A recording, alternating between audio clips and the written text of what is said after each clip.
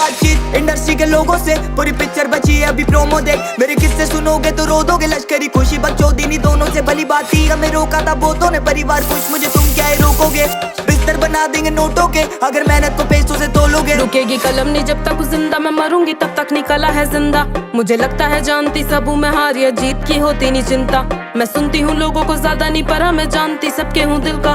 मेरे होते पड़ोसी अमीर जो पैसा या बातें बनाने से मिलता, लो आदत डाल मैं रुकू ये होगा नहीं सोचा नहीं किसी ने, करूंगी सब पैसों से लाखों का भरूंगी पेट में, मुझे नहीं कमाना भरने को घर। पहले भी बोला है मकसद नहीं है मेरा कमाना पैसा या कमाना फेम, फर्क है मुझे बदलनी है दुनिया और तुम्हें बदलने है घर। करने से बातें हो जाती हैं ताजा वो यादें कि कैसे करा मैंने शुरू था तब कोई नहीं था मेरे साथ में, रोने को आईने में बैठा गुरु था बस। कहते थे लोग तेरे बस की नहीं था, मेरा दिल भी नादान था मानता सच, पर कुछ नहीं ऐसा जो तू नहीं कर सकती अब कहता है आईना कहते हैं बड़ी बातचीत इंडस्ट्री के लोगों से।